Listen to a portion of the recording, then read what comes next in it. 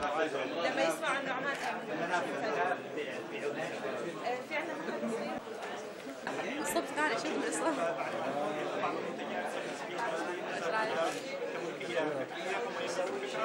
فكرة من هنا انه القطاع الخاص في القطاع الاكاديمي بتحكي ستوريز.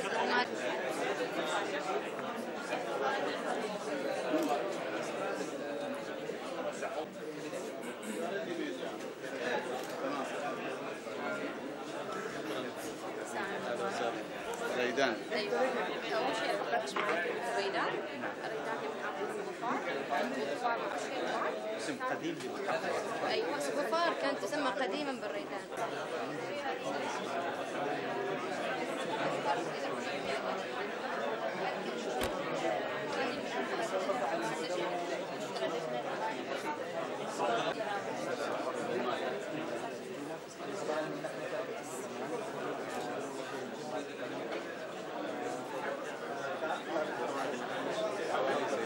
يكون عماني حتى في نفس الحوالي.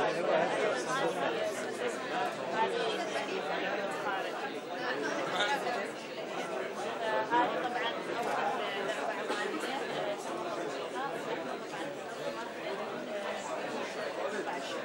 بس تصنع حوالي. معدنية. طبعا. في عوالي.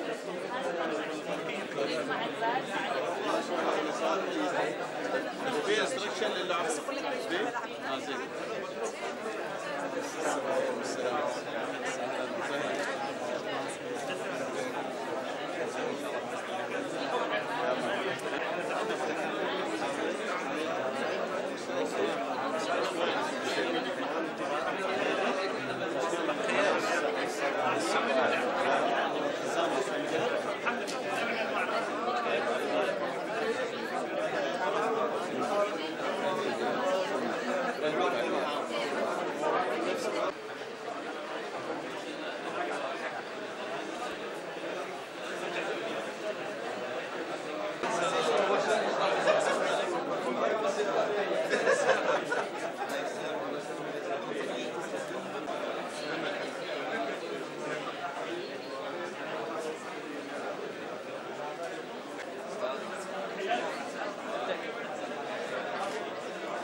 شو يفتح على حسب الأوقات.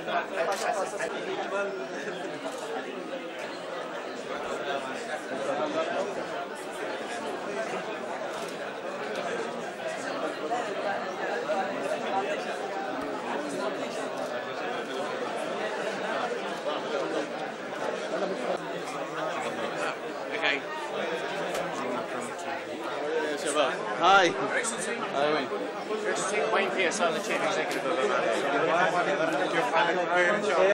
Your Excellency, about Oman Air and the tremendous growth we've had this year, and how we're bringing on more people into Oman, which is of course our main role, and how to. See, you might be interested to know for the second year in a row at Skytrax in Farnborough.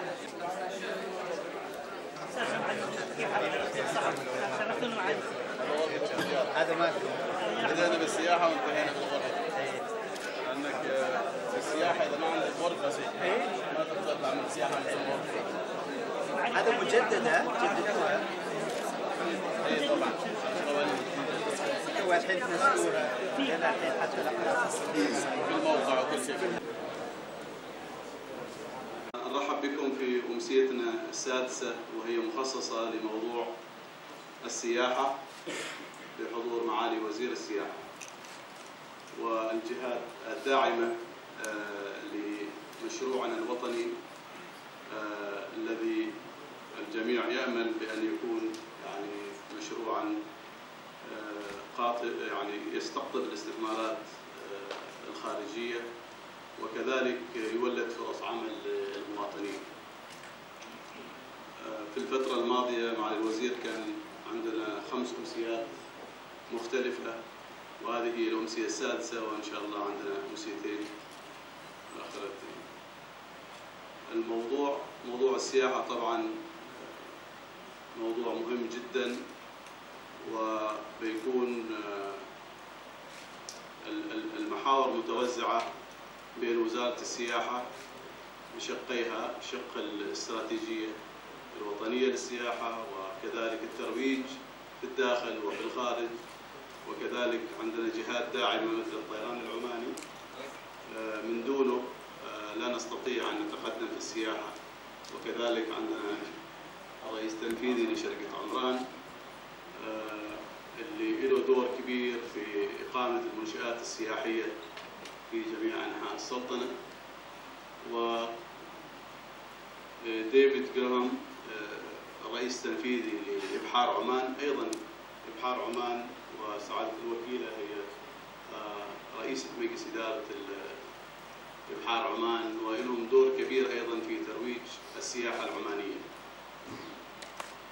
متحدثنا الرئيسي اليوم معالي أحمد بن ناصر المحرزي، كثيرين ما يعرفوا يمكن، بس أنا أعرفه لأن كنا ندرس مع بعض في المدرسة، وهو من مواليد 1960 في شهر 4.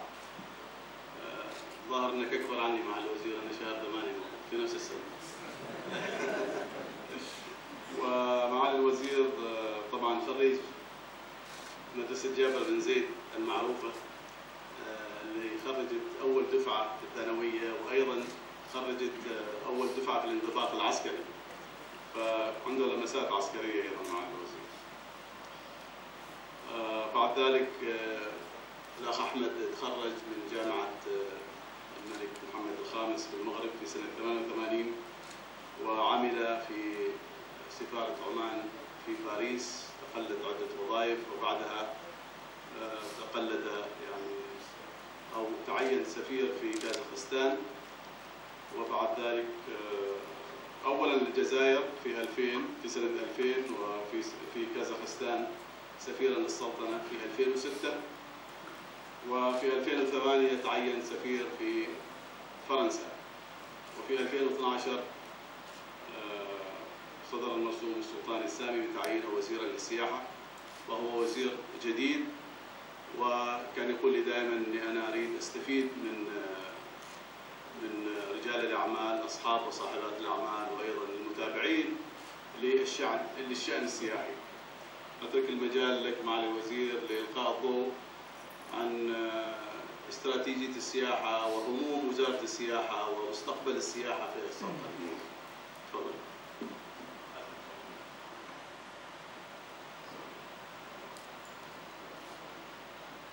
بسم الله الرحمن الرحيم، والصلاة والسلام على سيد المرسلين وعلى آله وصحبه أجمعين.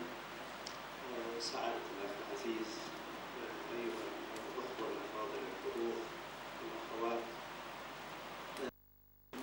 يشرفني أن أكون ضيفا عليكم هذا اليوم. في الحقيقة أتمنى أن يكون هذه الأمسية أمسية فيها فائدة كبيرة لي أنا وللقائمين على وزارة السياحة، وأن نقضي وقت مفيد ومثمر.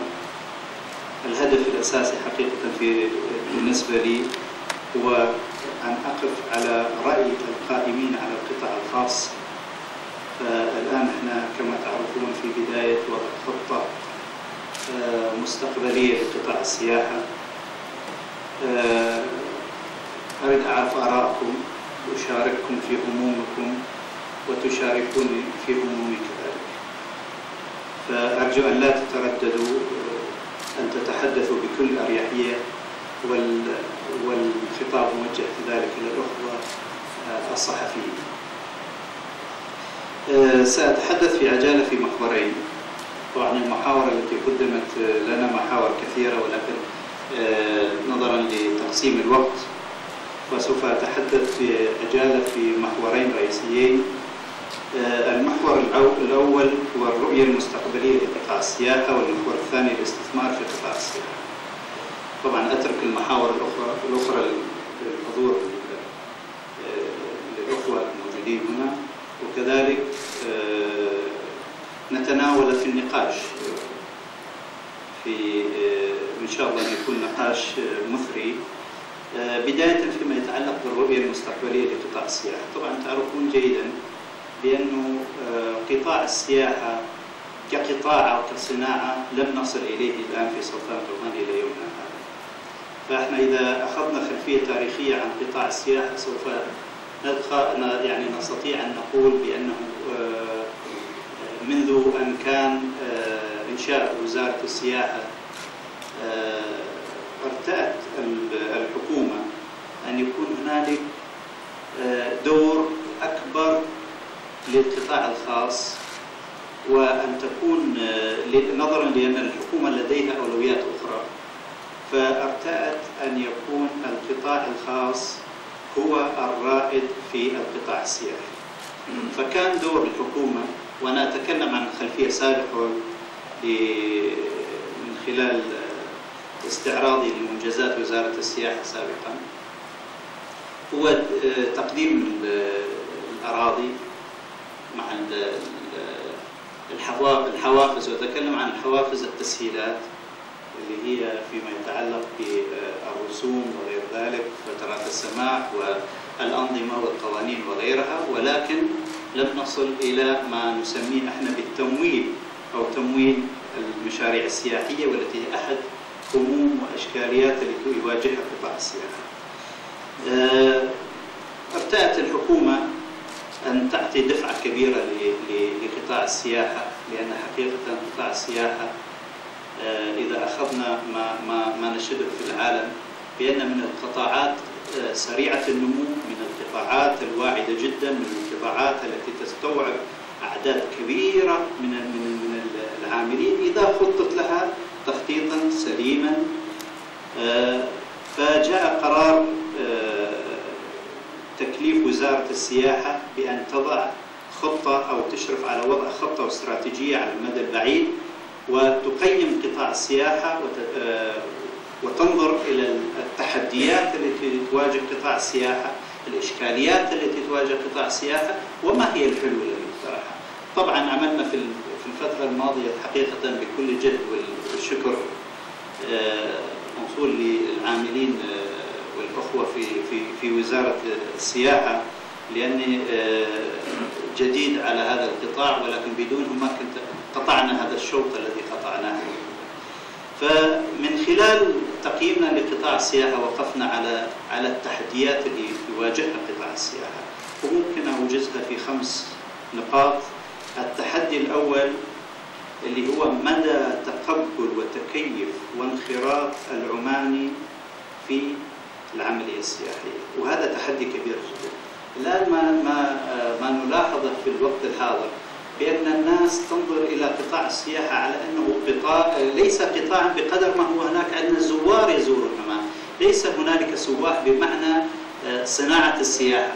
يعني يجب أن نتخيل بأن يوم من الأيام سوف نشهد المئات يوميا من السواح في مدننا، في قرانا، في كيف يتقبل العماني هذه السياحة، هؤلاء بعادات وتقاليد ربما يجد فيه نوع من الاختلاف.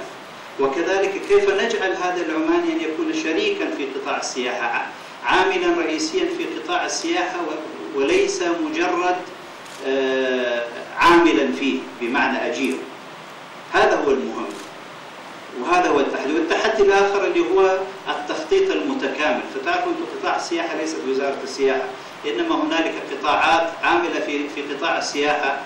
وزارة السياحة ليست لها اليد العليا. نتكلم عن المنشآت الفندقية، الإيوائية وغير ذلك، مكاتب السفر والسياحة وغير. فعملية تنظيم هذه المجموعة المتكاملة هذا مهم جدا. فالتخطيط المتكامل أحد التحديات.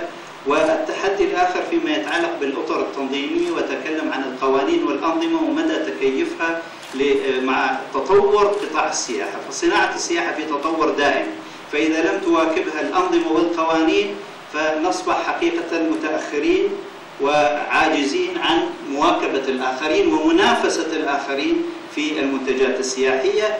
والهم الرابع واللي يمكن تشاطرون الكثير منكم، ممكن نستمع إليكم في هذا ونأخذ بآرائكم إن شاء الله، اللي هي مسألة التمويل. معظم المشاريع السياحية التي عجزت عن النهوض المشكلة التي تواجهها هي مشكلة التمويل. لا توجد عندنا أدوات واضحة للتمويل، وإن وجدت فهي بشروط صعبة وتعجيزية حقيقة. وكذلك التحدي الخامس هي إدارة وتشغيل المنشآت السياحية وتكوين الكوادر. وهذا مهم جدا، بأن احنا إذا رغبنا أن ندخل في قطاع السياحة كمنافسين لابد أن يكون عندنا منتج ذو جودة عالية.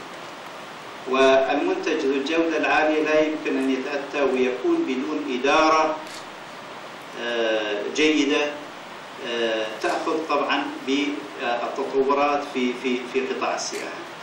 فبناء على هذا سعادتك والأخوة الأفاضل والأخوات، بدأنا نعمل على الاشتراطات المرجعية للاستراتيجية، وارتأينا بداية لابد أن تكون لنا رؤية حول السياحة. ما هي السياحة اللي تنشدها السلطنة؟ ممكن إيجازها في أن السياحة التي تسهم بشكل كبير في النمو الاقتصادي للسلطنة، وبالتالي رفع دخل الفرد من خلال التوظيف والاستخدام الفعال والأمثل وعلى نحو مستدام للإمكانات الطبيعية والثقافية والتاريخية، بالمحافظة عليها وتنميتها وخلق بيئة جاذبة للاستثمار. هذه السياحة التي يجب أن تكون عليها. ممكن أن نتوسع في النقاط الأخرى، ولكن نظرا لضيق الوقت ساعتك سوف يعني أمر عليها بعجالة. أهم الاشتراطات المرجعية التي تخص القطاع الخاص بالذات أريد أستعرضها كذلك، لأن الاشتراطات المرجعية كثيرة، عددها تقريبا 23 اشتراط.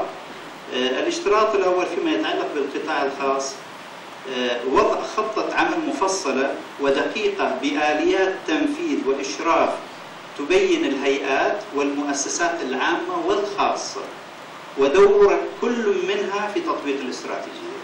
يعني لا يمكن وضع استراتيجية سهل، أن نكلف بيت خبرة ويضع لنا استراتيجية، ولكن الإشكالية في عملية التنفيذ والتطبيق.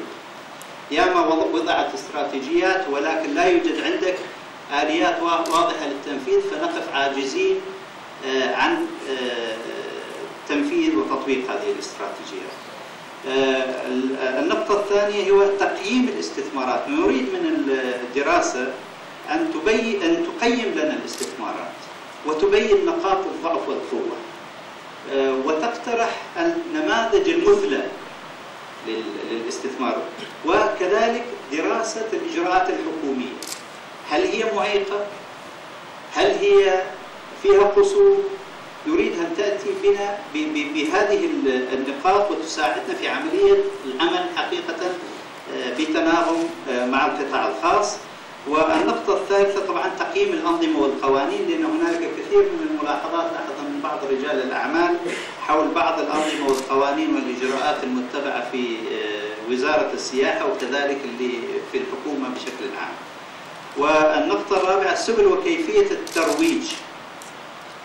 الترويج للسلطنة لا يمكن أن تقوم به وزارة السياحة فقط، لأنه هنالك شركاء اليوم بحضور الطيران العماني والأخوة الفاضلة، لكن نتكلم عن مكاتب سياحية، عن فنادق، كل هذه يجب أن تكون خطة واضحة للترويج للسلطنة بمشاركة الجميع.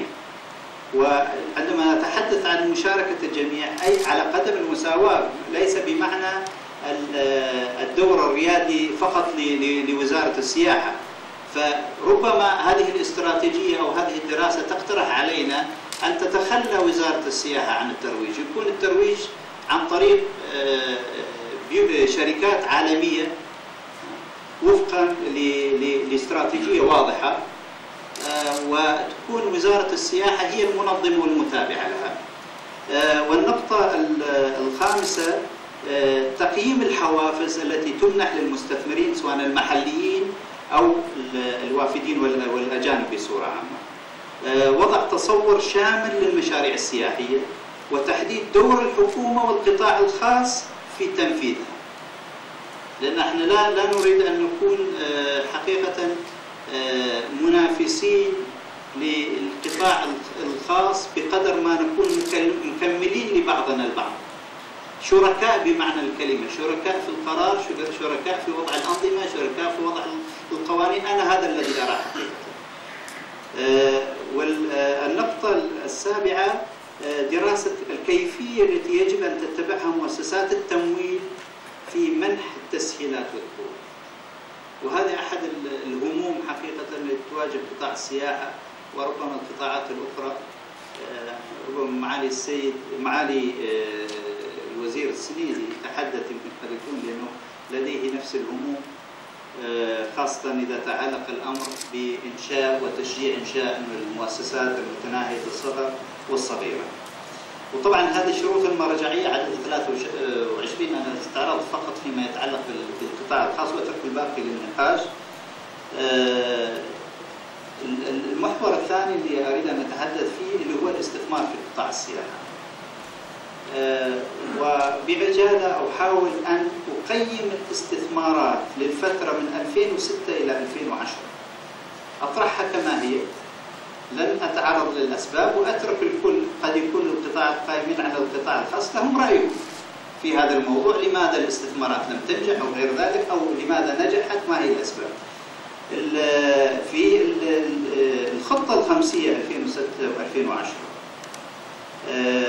اللي تحدثت عنها بأن كان رأي الحكومة ودورها اقتصر على منح الأراضي وتقديم الحوافز والتسهيلات للمستثمرين على أمل أن تنجح هذه العملية. وضع واستحدثت قوانين خاصة فيما يتعلق بالمجمعات السياحية المتكاملة، بالتمليك الأجانب وغير ذلك، على اطلاع على هذه الأنظمة والقوانين. فكان من المتوقع وفقا للدراسات أن تصب يعني الاستثمارات المتوقعة في تلك الفترة ما يزيد عن 2 مليار ريال كمان. وضعت تقدير على أنه 50% منها حكومي وقطاع خاص، القطاع الخاص العماني يعني أقصد، و50% استثمار رجل. فحقيقة من خلال الدراسة التي قمنا بها والتقييم كمثال، أخذنا 41 مشروع من المشاريع الكبرى. عندما نتحدث عن المشاريع الكبرى مثل مشروع موج، مثل مشروع السيفا وموريا في صلالة، هذه المشاريع اللي نعتبرها مشاريع كبرى. وندرس ونلاحظ ما تم الآن، يعني أين وصلت هذه المشاريع.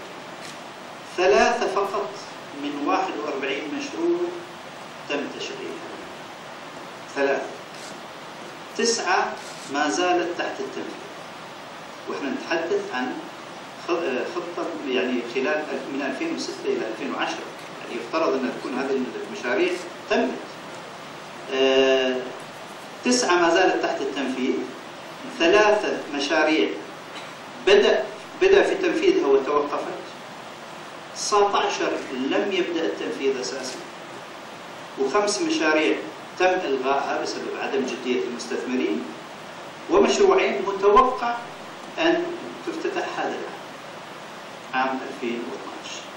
فإذا أخذنا النسب راح نلاحظ تقريبا 65% من المشاريع لم ترى ومتعارف. وأنا أترك هذا للنقاش، ما هي الأسباب، ما هي هذا. طبعا هنالك كثير من الأخوة والمحللين يتحدثوا عن الأزمة الاقتصادية والأزمة المالية التي واجهها العالم ككل وتأثرت بها، ونظن ما تأثرت بها الاستثمارات في قطاع السياحة. كان من المخطط أن توفر هذه المشاريع حوالي 15 غرفة إضافية، 15,000 لو تمت. يعني الآن حاليا احنا لدينا 12,000 غرفة، يعني كنا راح نضاعف هذا الرقم، ولكن حقيقة ما كل الغرف في كل أنحاء الصين السلطنة. نتحدث عن 5 نجوم طبعا بدون مستوى. المنشآت الفندقية حاليا لدينا 248 منشأة اللي هي يعني مقارنة بعام 2000 كان عندنا 100 حتى نظهر عملية انه هناك. عندما لما اخذت الامثله اتكلم عن الاستثمار بمعنى المشاريع الكبرى، اما في هنالك فنادق قامت والعمليه في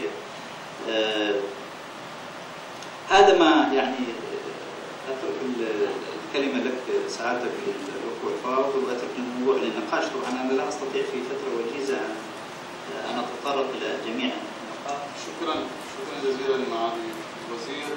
أنا فقط أريد أن أتوقف قبل أن ندخل لسعادة الوكيل وكيل السياحة في موضوع تقبل العمالي للسياحة. أي وزير للسياحة إذا بدأ بهذا التردد، أنا آسف بس أكون شوي صريح، العماني وعمان بموقعها تاريخيا هي تتقبل أصلا، هي عمان ليست منفتحة على السياحة حديثا. عمان دولة ساحلية لها تاريخ طويل في تقبل السياحة. طبعا في فرق بين السياحة القديمة والسياحة الحديثة، ولكن أنا أرى أن الحكومة والقطاع الخاص والمجتمع كلهم يجب أن يعترفوا أن عمان يجب أن تعول على قطاع السياحة. اليوم نحن نبني مصنع نشغل فيه 5 أو 10 أو 20 عمانة، بس أي منشأة سياحية على الأقل تشغل من 50 إلى 500 شخص. ففي طبيعة العماني هو يرحب بالسياحة ويرحب بالسواح. أتمنى أنه يكون ما في تردد لدينا لموضوع السياحة، ولا نفكر دائما بأن السياحة هي سيئة على المجتمع، ونحن لو تلاحظ مع الوزير حتى لو تكلمنا عن 40 عام الماضي تدرجنا في السياحة. لذلك هذا الموضوع، موضوع التردد، نحن نلاحظه في القطاع الخاص. ويوصلنا إلى موضوع التمويل. التمويل دائما يأتي من القطاع الخاص، ويمكن جزء منه يكون من الحكومة. لذلك القطاع الخاص والقطاع البنكي والقطاع التمويلي لما يرى أن هناك في تردد وهناك في تعرقل لإعطاء يعني التصاريح للمنشآت الفندقية ووضع الشروط المختلفة، بتحصل القطاع المصرفي يقيم هذا التردد، وبعد ذلك يعني له أيضا ارتباط بموضوع التأشيرات. فهي قضية تكاملية يعني. لذلك أنا أتمنى أن ما يكون في تردد في موضوع السياحة. نحن كشعب منفتح، عقليتنا منفتحة، يعني حتى العماني لما يسافر أي مكان له سمعة مختلفة عن الدول الأخرى. لذلك لأن نحن نقبل الثقافات المختلفة ولا نتدخل في يعني الأشياء الخاصة موضوع إشراك القطاع الخاص. هذه نقطة مهمة جدا، ولا بد يعني من خلق شيء يعني لجنة أو هيئة أو شيء يجمع وزير السياحة مع القطاع الخاص ويستقي أفكاره من القطاع الخاص. وإذا كنا نعول، ونحن نشكر طبعا الحكومة وعلى رأس رئيس الوزراء على البيان الأخير، فإنه الحكومة سوف تعتمد على القطاع الخاص في خلق فرص العمل. إذا لابد من إشراكه، ولا يكفي هذه الجلسة أو الجلسات المختلفة في رمضان أو غير رمضان. لابد أنه يكون يعني عملنا منظم أكثر، ويعني نعطي ثقة للقطاع الخاص ونشارك القطاع الخاص في وضع الرؤية وفي وضع الاستراتيجية. وإذا كان يعني نريد نعتمد عليه فلا بد من إشراكه الإشراك الحقيقي. تعرقل المشاريع أكيد نحن أظن محظوظين في عمان، كما تفضلت معالي أن الأزمة العالمية التي أثرت على العالم كله هي اللي أخرت هذه المشاريع، ويجب أن لا يعني فلنقل بين قوسين أن نشتكي بأنه المشاريع لم تكتمل لأنه وضع مختلف. نحن محظوظين أنه يعني ما تورطنا ولم نتعمق في استثمارات وهناك ركود عالمي. نتمنى أن نفتح صفحة جديدة، ولكن ما يجب أن يكون عندنا أبدا تردد بأن العماني، ولا نريد أي واحد يرفع يده اللي يقول نحن ما نريد نستقبل السواح ولا نريد السياحة وما في مستقبل للسياحة وهي لن توفر فرص عمل. لا، هي بالعكس، عكس هذا الكلام كله. ونتمنى مثل ما نقول هي يعني توجه جديد ووزاره جديده ووزير جديد، ونحن مع الوزير كقطاع خاص يدنا بيدك بيد الاخوه في وزاره السياحه ان ننطلق، يعني ننطلق الى بعد ذلك بنستمع الى الوكيله. سعاده الوكيل او الوكيله وكيله السياحه لا تؤنف الرجل المناصب، فسعادتك نعم ميساء المحروقي انت مهتمه بالترويج الخارجي، وايضا عملت في طيران الخليج والطيران العماني ومؤسسات مختلفه. مسيرتك يعني العمليه ما شاء الله طويله جدا في قطاع السياحه، ولكن الدور الاكبر في ترويج عمان. اترك المجال لك لتتحدثي عن الترويج. السلام عليكم ورحمه الله وبركاته. نشكركم طبعا وفد تجاره الاستضافه هذه الامسيه. وايضا لان ضيق الوقت اعتقد معالي تطرق النقاط المهمه اللي ذكرها، بس يمكن أن الشق الترويجي واستراتيجيات الترويج اللي تتبعها وزاره السياحه. طبعا هناك خطه واستراتيجيه واضحه الى الترويج السياحي للسلطنه، سواء كانت داخل السلطنه او في الخارج. وعندنا مديريه للترويج السياحي، وتنقسم فيها هذه المديريه الى اقسام. الاهتمام فيها الى الترويج السياحي الداخلي وتطويرها ايضا، وكل ما في علاقه فيها بالترويج السياحي للسلطنه وايضا الاقليم. وايضا عندنا دائره مختصه بالمكاتب الخارجيه اللي تمثلها عندنا حاليا في هذه الفتره لنا يعني بالوزاره 10 مكاتب خارجيه اللي تمثل الوزاره في دول مختلفه. طبعا في الدول اللي بعد دراسه الاستراتيجيه وضع خطه، وتوضع هذه الخطه سنويا قبل بدايه العام بفتره، بالتعاون مع القطاع السياحي، وايضا بالتعاون مع خاصه الطيران العماني. مثل ما نعرف الحين الطيران هي الناقله الوطنيه وفي توسع، فهناك دائما يكون في تنسيق بين وزاره السياحه وايضا الناقله الوطنيه وكل ما في هذا القطاع لاستقطاب الدول او السياح لدول معينه. فبدايه كانت طبعا أول مكاتب تمت أنشئت تابعة لوزارة السياحة في الدول الأوروبية، بدأت في بريطانيا وفرنسا وألمانيا، والفترة الأخيرة خلال العامين 2010 و2011 وبداية هذا العام توسعنا إلى أستراليا وإلى أيضا بعض الدول الأخرى مثل الهند. وطبعا أيضا عندنا مكاتب تمثلنا في دول الخليج. استراتيجية السياحة موسعة، ومثل ما ذكر معالي احنا ايضا الان في الوزارة في دراسة مشملة ايضا مجملة لدراسة ما هي المعوقات للتسويق السياحي سواء كان داخليا او خارجيا، وايضا ايش الهموم القطاع وكيف ممكن تطويرها. التسويق ما يتوقف فقط ايضا لوزارة السياحة، هي بتعاون مع كل ما له يعني أهمية في هذا القطاع والاهتمام في هذا القطاع. ونشكر طبعا كثير طبعا الشركات السياحية اللي تمثل هنا في السلطنة وتتعاون كثير مع شركات تمثلنا في هذه الدول في تنسيق متواصل بإعداد السياح اللي يجوا لنا، وأيضا وضع حزم ترويجية. وهذا الصيف كانت أيضا في حزم ترويجية بيتطرق فيها بعد قليل عن السياحة الداخلية. وأيضا هناك تعاون بيننا وبين أيضا الحين هذه الفترة الأخيرة وأيضا الفترات السابقة بيننا وبين وزارة الخارجية، التنسيق بيننا وبين السفارات الموجودة اللي تمثلنا في دول العالم. من ضمنها أيضا عندنا مكتبين في ممثلين وزارة السياحة في سفارة، هم يشتغلوا مع ممثلي وزارة السياحة في هذه البلدين في فرنسا وروسيا. فهناك أيضا دراسة توسع بعض المكاتب بهذه المثل يعني. طبعا وضع استراتيجية كاملة متكاملة ودراستها بالتنسيق مع القطاع. إن شاء الله الوزارة هي كترويجها سنويا تقوم بدراسة فيها وتطويرها، وأيضا حضورنا لكثير من المعارض الدولية اللي له اهتمام في القطاع السياحي، ما فقط اهتمام في قطاع مثل الاستثمار، لكن بدأت الحين أو الترويج.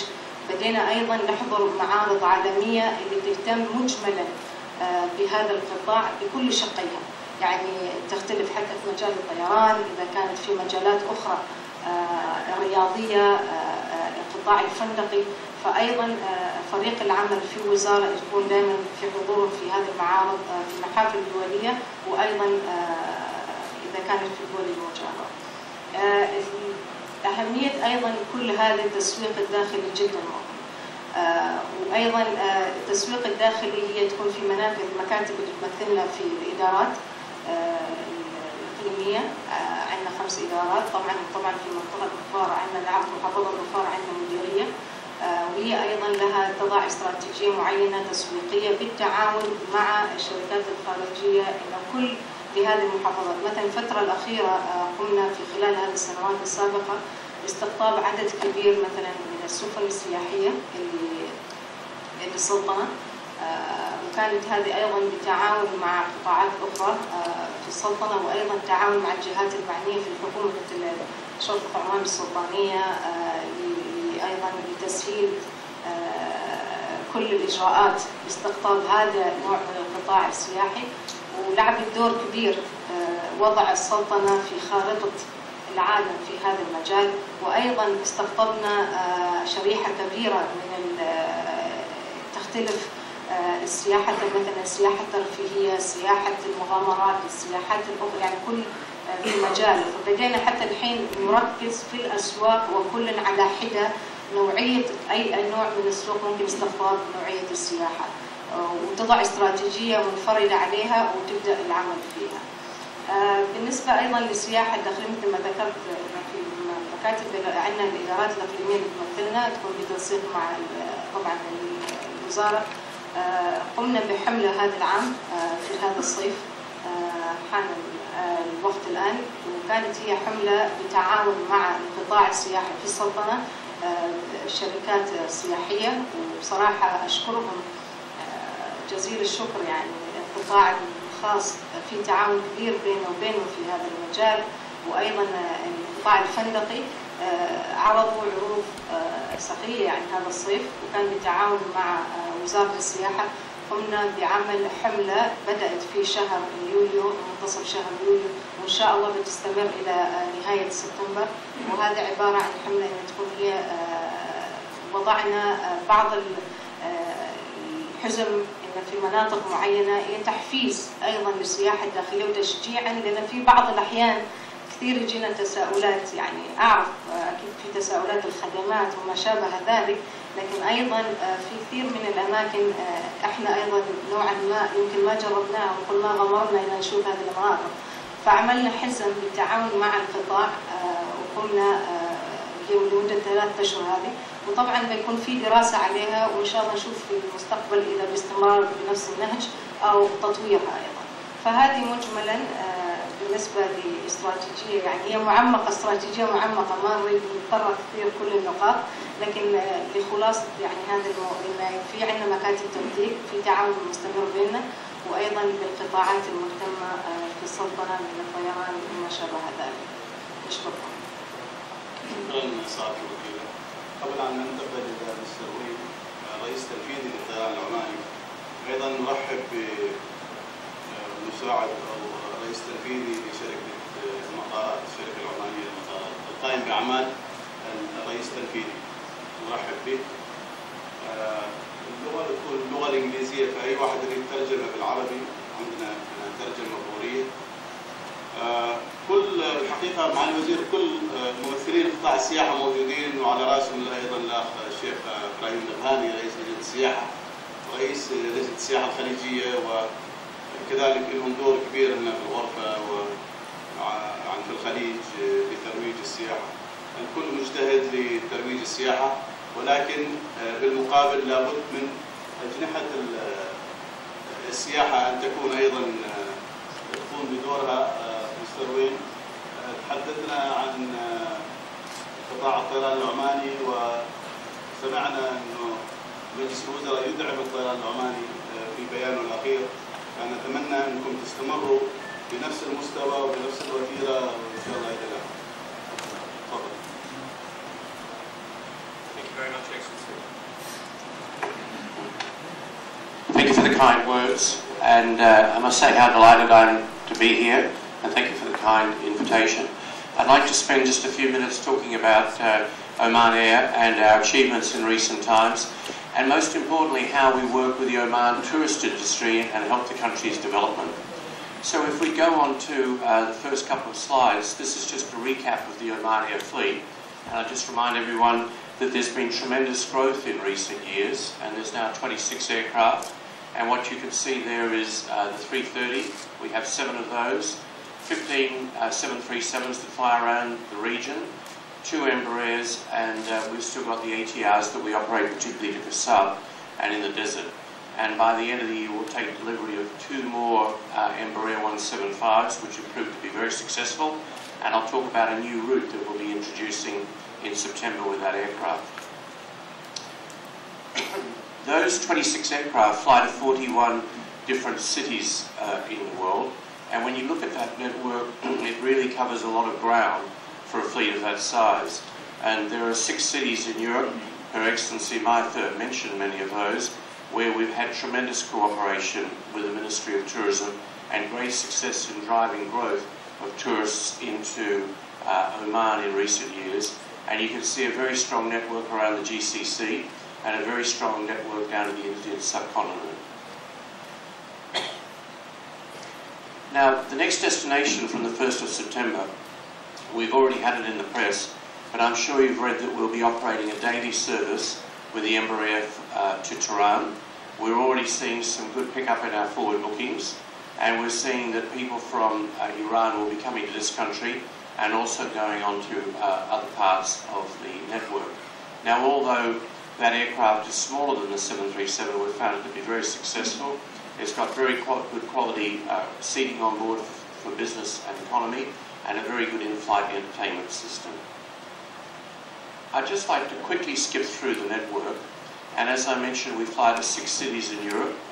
London is daily, working extremely well. We find the German cities of Frankfurt and Munich are generating an awful lot of traffic down into Oman. Zurich's in its first year of operation, but the Swiss are heavy travellers and big spenders and doing very well. And we've also got Milan in the north of Italy and Paris. Africa's working well. We fly to Beirut, Amman and Cairo, a very big network around the GCC that's comparable to the other big GCC carriers. Pakistan's doing extremely well, and we've been putting the 330 onto Islamabad and Lahore, and it's already filling up. If we look at India, it's a real strength, and it's a long history with Oman Air and of course with Oman, doing very well with very high seat factors, and it's certainly a destination we'd love to operate more capacity to, but we're restricted under the Balakshas at the moment, which we're working very actively with the government on. Bangladesh does well, Nepal does well, mainly with tourists from Europe, but we've also got strong connections to Sri Lanka, the Maldives, and I think you'll all know that Bangkok and Kuala Lumpur have done extremely well in the last last year, I should say. Now, what's very interesting is from the Muscat hub, flying around the region,